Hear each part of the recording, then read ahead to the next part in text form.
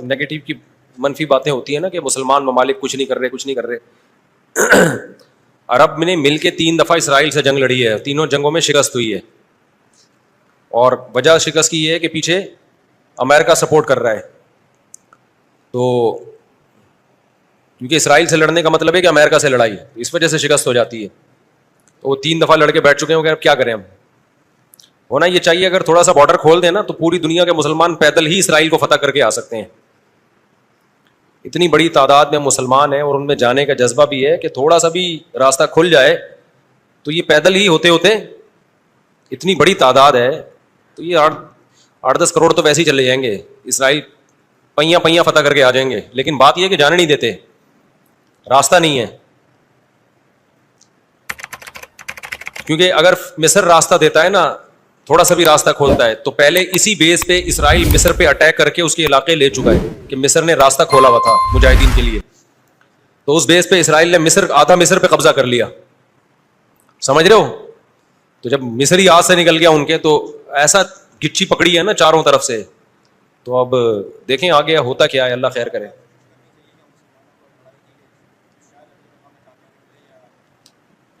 دیکھو ایسی لڑائی جس سے اگلی دفعہ اس سے بھی جائیں, یہ تو کوئی بھی دنیا میں عقل مند اس کا مشورہ نہیں دے گا نا. دیکھو مسئلے کا اگر حل سامنے نہ آ رہا ہو تو غلط حل کی طرف نہیں جانا چاہیے, یہ ذہن میں رکھیں.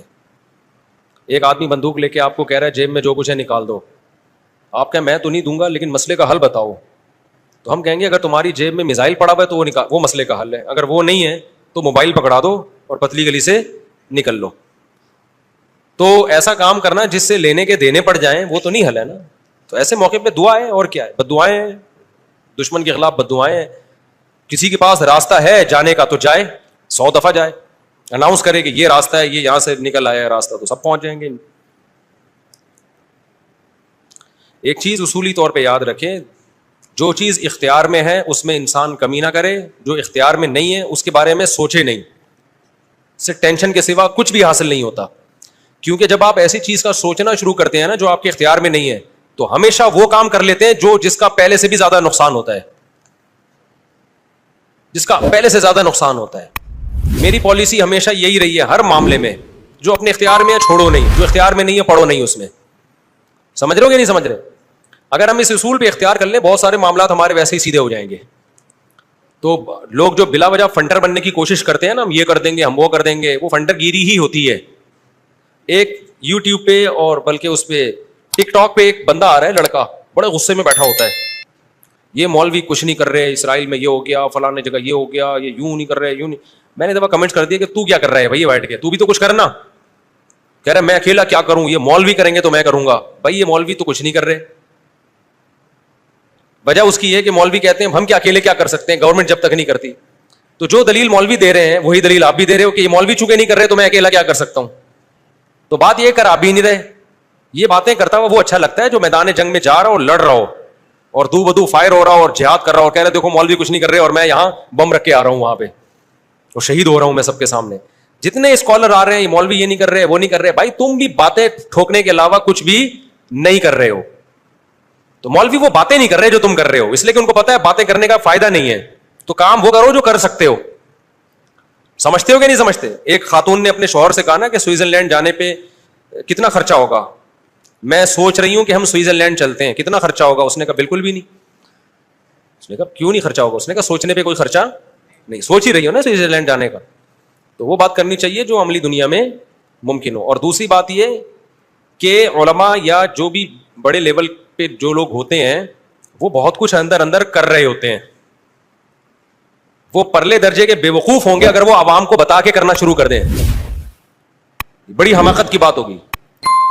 بہت کچھ اندر اپر لیول پہ حکومتوں سے رابطوں کی کوشش ہو رہی ہوتی ہے, حکومتوں کو سمجھایا جا رہا ہوتا ہے, حکمرانوں کو حل دیے جا رہے ہوتے ہیں.